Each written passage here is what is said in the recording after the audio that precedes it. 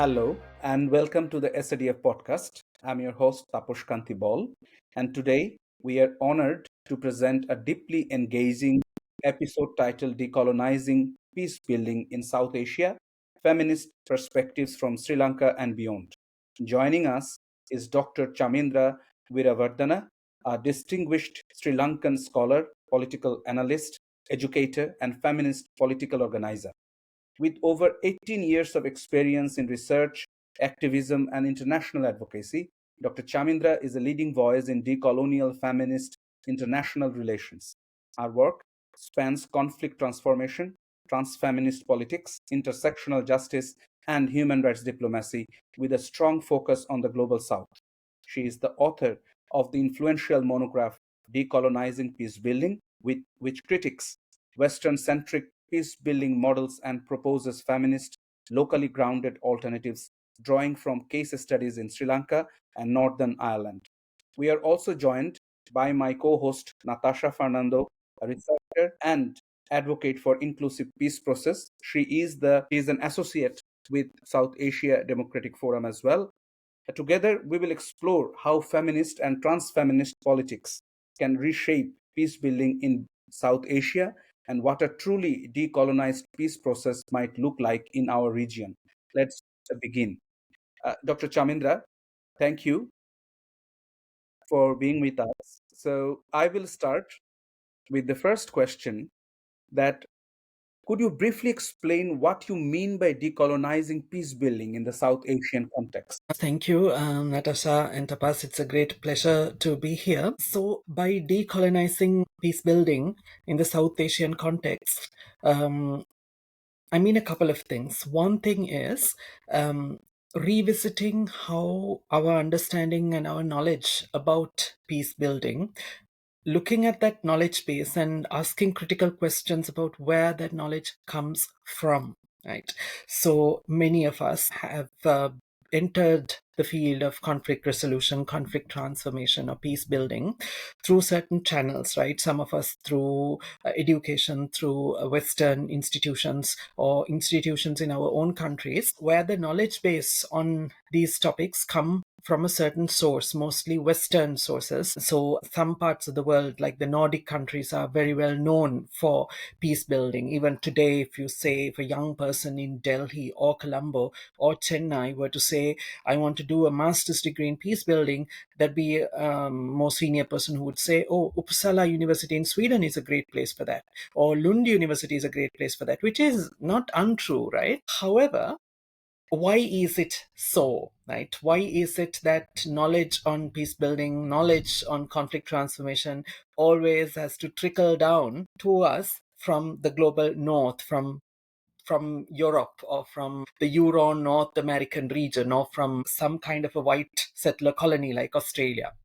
So that's one question to ask, because we are a world region that has been subjected to a great deal of colonial violence over centuries. And some people in our home region like to believe that that's something from the past, but it is unfortunately not, because the repercussions of colonial rule, of how certain gender norms were imposed upon us, how certain social conservatisms were imposed upon us, systems of governance that were imposed upon us are very much alive. So when you think of the government of India in Delhi or the government of Sri Lanka in Colombo, I mean, who created these structures and for whose benefit? These critical questions need to be asked. So, to me, decolonizing peace building means A, asking those critical questions, and B, when the knowledge trickles down from the north, if you look at the peace building sector in Colombo, for example, it's a certain kind of person who works in that sector, right? So people who have access to the English language, people who have been to certain schools, primary, secondary schools, people who have been to certain universities, people from certain backgrounds who get to have the jobs, who get to have the opportunities in that sector. So what does it say about peace building in very complex societies like ours, where there are so many class related fault lines, social status related fault lines, caste related fault lines, and all of that, and so many people who are directly affected by conflict, by insecurity, by instability? are in fact people who come from backgrounds that are much less privileged than the backgrounds of the people who work in this peace building sector. All right. So there we have a problem. There is a power politics at interplay here that we need to be very cautious about, right? And then how the language of peace building is weaponized in our region, right? If you look at the Sri Lankan context, for example, there's a certain narrative that is being sold to the Tamil people of my country. There is a certain narrative that is being sold to the Sinhala community of my country. So why and who, for whose advantage? So, and what kind of fault lines are we trying to protect? What kind of structures are we trying to protect by selling those narratives? And where do we find the roots of those narratives? If you ask me on a good day, I would say in the politics of divide and rule, divide and conquer. And who brought divide and rule to our part of the world? The British did, right? So there are some serious questions to ask. I mean, this applies to when I say peace building, it's not only about internal conflict in societies like Sri Lanka. I'm also thinking about antagonisms, long-standing antagonisms that exist between the Republic of India and the Islamic Republic of Pakistan. I'm thinking about the politics of a place like Manipur. I'm thinking about the challenges that the conflicts, the daily conflicts that Adivasi people have to face from the across the length and breadth of our subcontinent.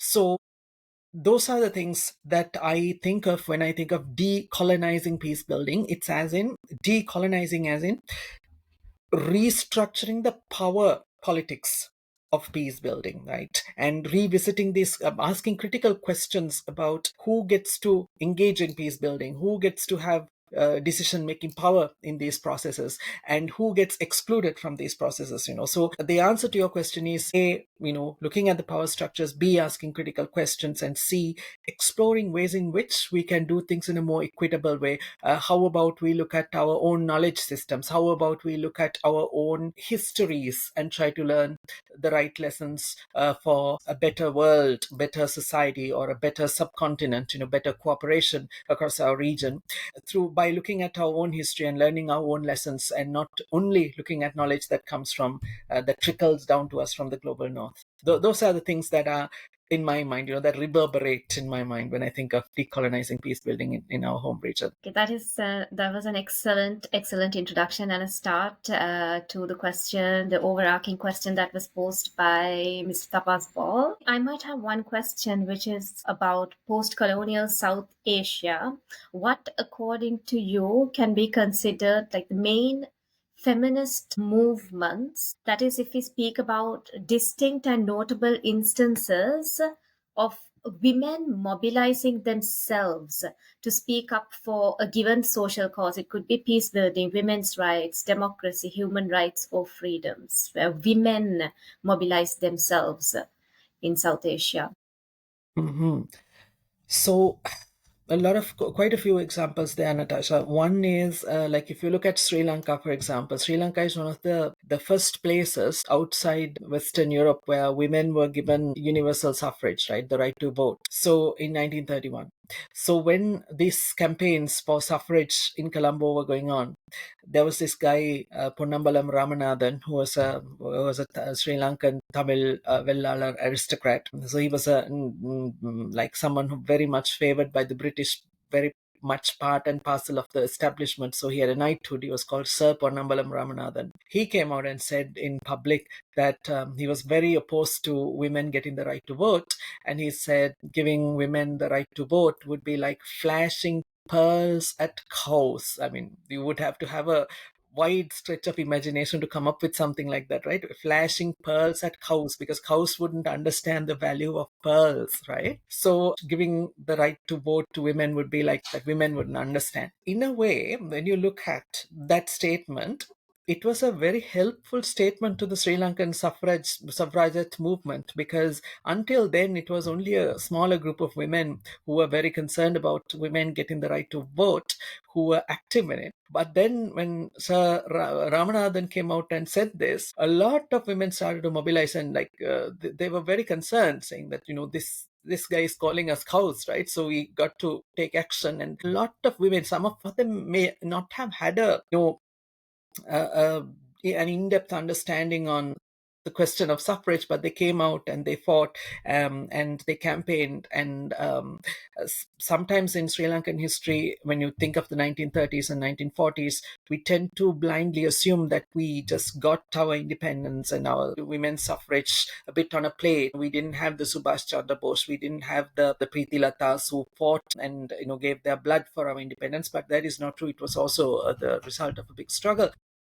That the reason why I'm giving that example is women mobilizing for women's rights has a long history in our subcontinent. Now, if you look at the work of Sri Vijayalakshmi Pandit in India, creating space in her own way, though she's a top-notch aristocracy, yes, and very well connected to the political establishment through her brother and so on. But her work, if you look at work as a diplomat, her work in creating space, and there are so many women's movements like that across the length and breadth of South Asia, like historically, where women have tried to engage in focus on challenging certain patriarchal norms and so on. However, one thing we need to recognize is that these campaigns are very important, but those campaigns were limited in the sense that if you ask a question about who were the people who were managing those campaigns, women from very privileged backgrounds and women who had access to considerable caste class privilege. If you think of Delhi, you think Lutyens,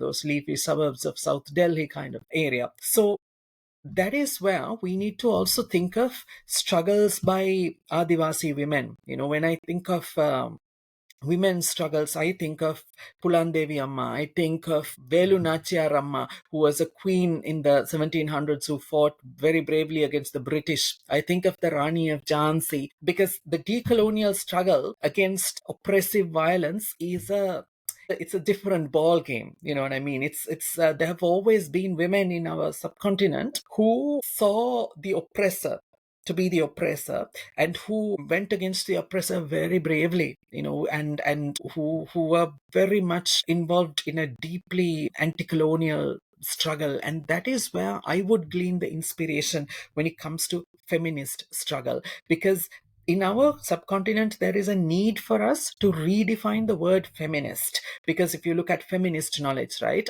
If you look at feminist circles for the longest time in the South Asian region, in any of our big cities, who runs those feminist circles? I mean, women who went to certain schools, once again, just like in peace building, right? Who had access to the English language and so on. And what is the feminist knowledge that they consume? It's knowledge base that comes from white Britain, white North America. And that is why until the present generation, and especially our Gen Z colleagues in feminist movements, serious conversations about Black feminism, Black abolitionist feminism, for example, have been relatively, I wouldn't say absent completely. There's been a relative lack of such conversations in our home region. Whereas in truth, it is precisely in feminist movements such as Black abolitionist feminism or decolonial feminist ideas coming from Latin America, or Abya Yala, as you say in the indigenous term for Latin America. Those are the perspectives that are really helpful to us when we think of our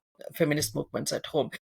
When we think of post-colonial South Asia, I see two things. One is that there have been important movements around individual women and groups of women who have worked on securing rights, who have worked with the NGO sector, who have worked in social justice organizing, who worked in the political sphere as well to consolidate women's rights. And that is not a body of work that I would in any way downgrade. I think it's a very important body of work, that we have a lot to learn from those movements. But at the same time, a lot of work that has been done in South Asia under the banner feminist has also been quite exclusionary of Adivasi women, Dalit women. That's why a lot of Dalit women out there who don't like to call themselves feminists, but the work they do is very deeply feminist. But I know personally friends and colleagues in these movements who are not big fans of the appellation feminist as such. And so there is a reason behind that. We need to take stock of the fact that some of the feminist politics in our home region have been exclusionary, and there are reasons for that. And however, we live in a very exciting time today.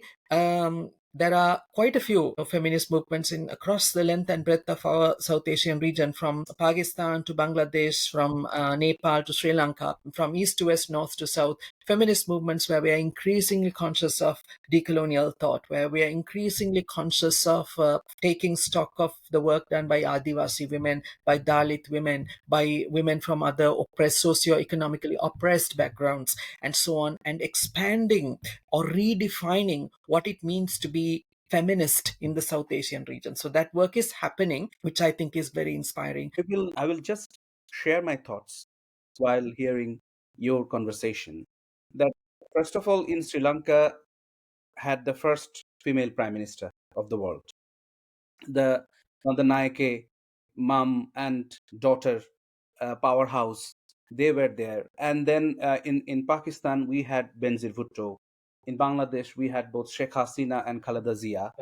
And then in India, Indira Gandhi, the Iron Lady of South Asia, was there. Right now, Sonia Gandhi is leading Congress. So Justice Kharki is the interim head of Nepal. So how do you see that these female leaders, they have contributed to the stabilized from the political perspective? How do you evaluate their performance? Tapas, your question is how do we evaluate or how can we praise the work of women in politics? I mean, how critically you evaluate? Because Right. when we talk about them, and on the other hand, when we talk about, for example, Hillary Clinton, Margaret Thatcher, how do you evaluate them in contradiction to the Western politicians? That's somebody. Okay. That's a very interesting question, Tapas. So if we look at, let's start with Mrs. Bandaranaike, Sirima Bandaranaike, right? So Mrs. Bandaranaike was let's start with the positives.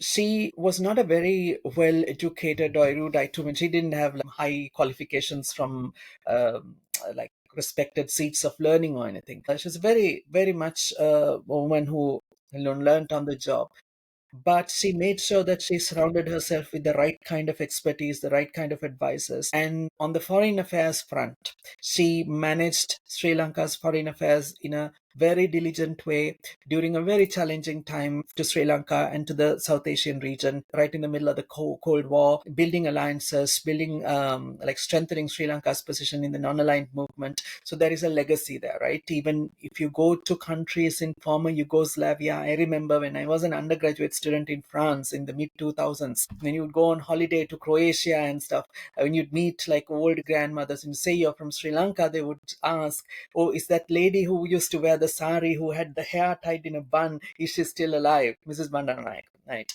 So same way in China, there is still a great deal of appreciation for Mrs. Bandaranaike for her efforts to manage the volatile security situation between India and China during the potential to mitigate the potential Indo-China war and so on.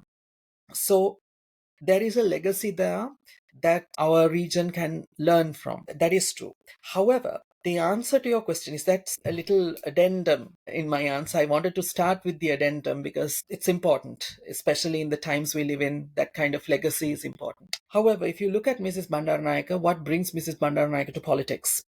Her spouse, her male spouse. If Prime Minister Solomon Bandaranaike happened to stay alive, Mrs. Bandaranaike would never have happened. The world's first female Prime Minister would have been somebody else from another country.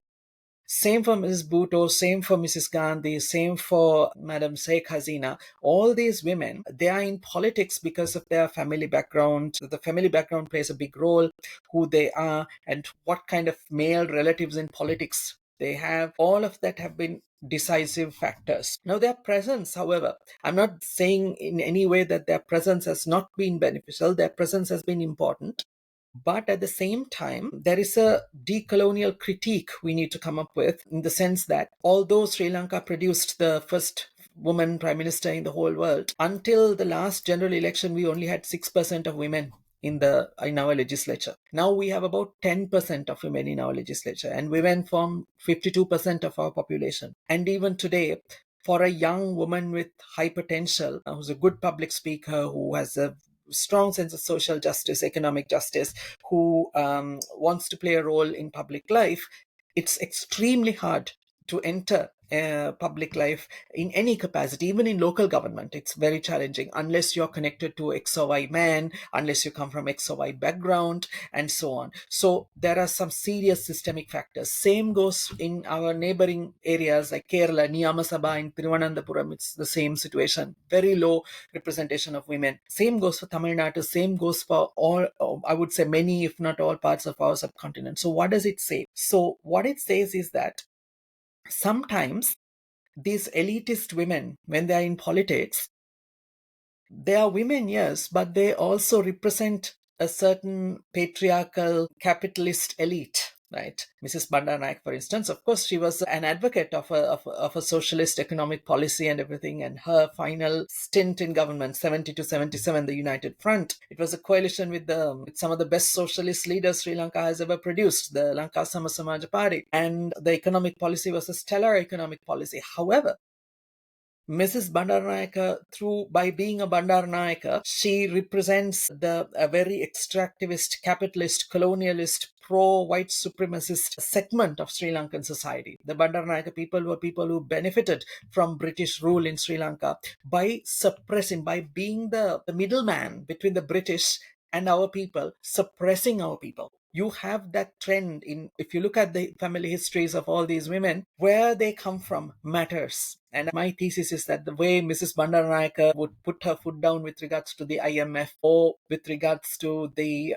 World Bank and so on, and would stand for the economic interests of our people, because of her coalition with the right guys, with the socialist leaders, the late Dr. N.M. Perra and Dr. Colvin Reginald de Silva, wonderful, excellent constitutionalist and brilliant minds in Sri Lanka's leftist political movement. A, that influence, and B, she's a Kandian aristocrat. So Kandian aristocracy means that's where she comes from originally. So the Central Highlands of Sri Lanka, the Kandian aristocrats, they get their position of power not from the British, but from the Kandian kings prior to the British, right? So that's a different kind of power politics at interplay. So maybe the way in which she was socialized as a young woman she wouldn't have been indoctrinated in the same colonialist way a young Bandaranaike would be socialized. So that kind of comes out, but it's very important for us to understand that these very aristocratic women, they come from a certain capitalist upper class social background, and they would end up standing with their social class interests. This is a problem in the South Asian region where you have so much diversity, so much socioeconomic inequality, and so on. So that's one of the reasons why if these women really advocated for a certain type of feminist politics or to strengthen representation of women in politics, we wouldn't have 10% of women in the Sri Lankan legislature. We wouldn't have 5% of women in Kerala in the Niyamasabha, where there is a communist government, a leftist government, a very progressive place compared to most places in India. That's open to question, of course. Like a lot of people would be critical of the communist government and its policies, but if you look at the metrics from a basic perspective, you could say that there's a lot of within inverted commas progressive in Kerala. However, when it comes to women's representation in party and electoral politics, you see a different picture. So my point there is that having very aristocratic women in positions of power who get into politics, who make their way into politics through their family connections and so on, will take us only a certain limited distance. That's not the strategy forward. We need more feminist politics. We need more gender justice, social justice focused politics, equity focused, equality and equity focused politics in our home region if we are to think of meaningful representation. So that is how I would approach their legacies. I would like to direct the conversation a little bit more into peace building in a post-conflict setting in Sri Lanka. So I was just thinking of this question. When it comes to Sri Lanka, we see that there were certain periods of heightened violence. We had a civil war, ethnic and religious riots, in which women have been both victims and survivors. So in that context, what role do you think women play? And what about women's agency?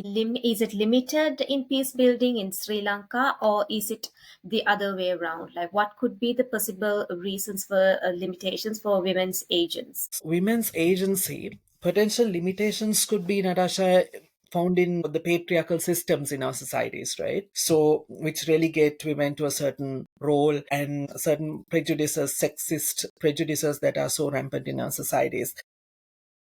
Yes, those realities do affect the role of women when in situations of violent conflict, in situations of insecurity. But at the same time, when we think of conflict, when we think of peace building, peace negotiations, or when we think of reconstruction, the narrative is a very male narrative, right? When we think of fighters, like Liberation Tigers Tamil, when we think of separatism, you immediately think of a group of men who are up in arms. But if you look at the tigers, for example, women were a central part of the Tamil tiger structures, and in some of the most crucial regiments of the Liberation Tigers of Tamil Eelam, women were would play an active role. And if you look at, for viewers and listeners of this podcast, this book by the late Dr. Adele Balasingham, spouse of Anton Balasingham, the theoretician of the LTT, he talks about Adele Balasingham now is a foreign white woman who had an outsider's view, a very intimate view into how the LTT functions. She talks about the role of women in this in the structure. Women have been very active as fighters, as been armed resistance, right? So across the world, one thing that we see in peace building work is you kind of assign a very passive role to the women. That is why even in India, we don't talk sufficiently about the Rani of Jhansi. If you go to a school in Tamil Nadu or Andhra or Karnataka or Kerala, you talk to the kids about Velu Nachiyaramma, many kids wouldn't even know the name. But she was a warrior queen. She was somebody who bravely fought against the British at a very early stage. And I think her legacy perhaps has something to do with how the politics of the southern Indian region operate even today, because we have preserved it in the southern states a lot of things that are indigenous to us more than in some other northern states. It's open to question, of course, but it's a general point. My point here is that women who rise up in armed resistance are kind of downgraded in the annals of history, right? In West Bengal, we talk about Tagore, but we don't talk about Preeti Lata, who was a brave fighter against the British. So this happens in peace building work as well. There is this tendency to see women as, passive victims of armed violence. Now, there's a need for a strengthened critique of that. Second thing is gender-based violence. I mean, when you, in all of these conflict situations, there is a very clear tendency to use gender-based violence as a weapon of war. We see that in Manipur. We've seen that plenty in Sri Lanka. And these patriarchal establishments tend to use gender-based violence as a weapon of war. And at the same time, it's a form of patriarchal fragility where they keep on denying that there was such violence. And in Sri Lanka, this is very apparent, right? Because our political military establishment even today would say, oh, no, there was no gender-based violence. We fought a humanitarian offensive and so on, which is very unfortunate. It's very contradictory, very unfortunate. So if we are to engage in the feminist politics of peace building, we have to critically challenge those narratives. That's one thing. And then stop seeing women as only, passive victims of armed conflict, and then take a very strong critical stance about gender-based violence in armed conflict. Because if we don't do that, this is something that trickles down to post-conflict reconstruction and so on as well, right? If you look at the gender-based violence, the dynamics of gender-based violence in northern Sri Lanka today, eastern Sri Lanka today, and even in the rest of Sri Lanka today, you see the repercussions of our people collectively not addressing the gender-based violence that happened during those war years. So that's why we are not a reconciled nation. It's like sitting with a wound that keeps worsening, day by day. We may put a plaster on it occasionally, but we are not taking action to delve into that wound and explore ways in which we can contain it and help ourselves collectively recover from it. So how we engage with the question of gender-based violence in conflicts, there are some critical questions to ask there. So I would take those, that three-pronged approach when it comes to that question. I have just one last question, which is connected with this, maybe a follow-up question, if I may ask this. So we think of some women who are peace builders, considered peace builders in Sri Lanka, that have made an impact in an international context, like Anoma Fonseca or Sandhya Iknaligoda, for example. How do you view the work of these activists? Anuma Fonseca, Sandhya Iknaligoda, Visakha Dharmadasa, who is from Kandy, just like me. So they are pioneers, I would say. They're people who have made very important contributions, and their contributions must be acknowledged. Absolutely. Like, there's no doubt about that, because in their work, they've tried to make a difference. That is for sure. And they deserve the rightful credit for the important work they have done. In some cases, in Visakha's case, perhaps she continues to keep working on. So at the same time, there is a broader reality. For example, when you think of women's participation in peace building or conflict transformation processes, how has it been like? So, under what circumstances do women engage in peace building work? If you look at the last 25 years, you could say the Beijing Declaration, 1325, Women, Peace and Security Agenda. So that's the structure, right, within which there have been allocations for women's engagement in peace building and so on. And these non-profit organizations in the what we call the NGO industrial complex has created some space for women to engage in this sector. Now, the names you mentioned, Natasha, are the names of people who have been working in that system. So they've been, I would certainly believe that they have tried to do their best within that system. This is my broader critique of the Women, Peace and Security Agenda as well. This involves some work that I've recently finished, that work that has been accepted for publication in a peer-reviewed journal, and some work that I'm currently working on. It's a decolonial feminist critique of the Women, Peace and Security Agenda. So the Women, Peace and Security Agenda as we know it is an agenda created to sustain a certain system. And people who work within that agenda, the names you mentioned, for example, are people who work within that system. So within that system, maybe they have fared well. But what about that system? It's a very problematic system, if you ask me, because it's a system that has been created to protect very patriarchal, very white supremacist, very imperialist power interests. And the place where this comes to light better than anywhere else is Palestine. So if you had a women peace and security agenda, if you had women peace builders, and if women in peace building was so powerful and influential the way people love to highlight, especially this year because it's the 25th anniversary of the 1325 resolution, if that were the case, how can there be so much gender-based violence in Palestine?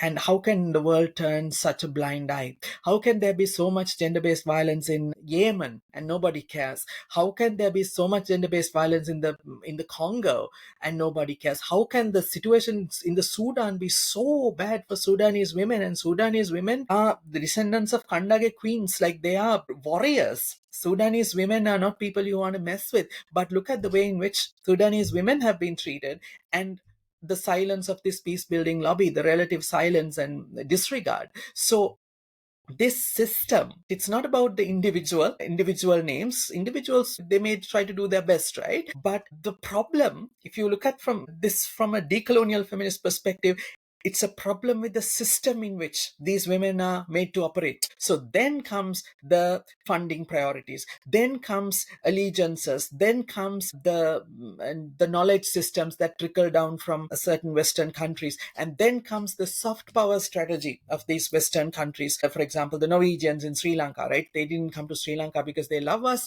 They came because it was part of their soft power strategy. It makes them look good internationally to engage in peace building. But if you ask those peace builders, the names that became household names in Sri Lanka in those analog times, these guys have no clue. I mean, they don't speak a word of Sinhala. They don't speak a word of Tamil, but they become peace builders. So we have a problem, right? These women who have been doing the hard work in this sector, they deserve our fullest acknowledgement. At the same time, we need to be very critical of the systems in which they have been operating. This whole WPS structure, it's always the soft power strategy of some Western country to make them look good. So this is where we need to make a distinction between the individual and the collective and the system in which individuals are forced to operate. So if we are to strengthen peace builders, women peace builders, then maybe we need to think of completely revamping this idea of WPS, completely revamping how we look at peace building, and coming up with new systems, new structures that are yet to be explored. So the decolonial work is also thinking of a different world beyond what we know, what we are accustomed to, not being content with what is given to us. It's like if you are given breadcrumbs, in Ireland people would say, if you're given a sausage, ask for the steak, ask for the more luxurious meal. So why not? Because our people deserve the best. Right. Thank you very much, Chamindra, for bringing up these topics, because these are the main reasons that we need to question the system. Because the people who are already within the system, it is quite ominous that they will succeed or they will have some influence towards, but that doesn't mean empowerment, right? So, from the sidelines, if you were to imagine a truly decolonized peace process in South Asia, what would it look like? That's the last question from my side. Okay. A truly decolonized peace process in South Asia, Tapas, would mean going back to the Rani of Jhansi, for example. The Rani, when she fought, right? If you look at the Mangal Pandey film that came out in the mid 2000s, right? There is a little element of the Rani's political philosophy kind of that comes out in that film. The Rani was somebody who brought people together. I mean, we don't talk about these things. Downgrade her legacy as much as possible. That's how the system likes, the system likes to talk about this guy Gandhi and not about the Rani. So she, in her fight against the British, she would have brought different communities, different people together, the Nawabs, the Nizams, the aristocrats from different ethno-religious backgrounds and so on together to create a common front against who she clearly saw and identified as the enemy. So if you want to think of a decolonized peace in our home region, we have to come up with that kind of political philosophy. For example, even today, in some of the work I'm involved in, this Nari Politics podcast where I'm a co-curator with two colleagues, in there we talked recently about reconciliation, and we got this absolute avalanche of abuse on TikTok from our fellow citizens, Sinhalese people, because it's three Sinhalese women talking about, who are critical of our armed forces and stuff, right? And they see us as the enemy, right? And they see the Tamil tigers as the enemy. But the question to ask is, who are these Tamil tigers? Did they land from some other planet? No, they are our own people who are disgruntled fellow Sri Lankans. When you say Velu Pillai Prabhakaran in Sri Lanka, you think of a terrorist, you think of a demon. But that guy was, whether we like it or not, a fellow Sri Lankan citizen who was disgruntled by the way in which his people were being treated. Bottom line is that, I mean, you can go to the nitty gritty later, like that. You can develop a very, very reasonable critique of the LTT and the way in which it functioned. Absolutely. But we are talking about our own people. That is the bottom line. So if you want a decolonized peace process, that was your language that you used in your question, right, Tapas? If you want decolonial peace, you have to Right. redefine the enemy. Of India and Pakistan, for instance, Pakistan is never the enemy. The Western powers behind Pakistan are the enemy. Those powers who did not allow India to develop strongly as a pivotal, critical nuclear power, they are the enemy. And people who come and sell us dairy products that contain a lot of chemicals and stuff that's very harmful to our people's health, the health of our babies, right? I'm talking about the Australian dairy industry. That's the enemy, that because those countries keep taking from us. They sell their dairy products to us and we buy and they earn their money.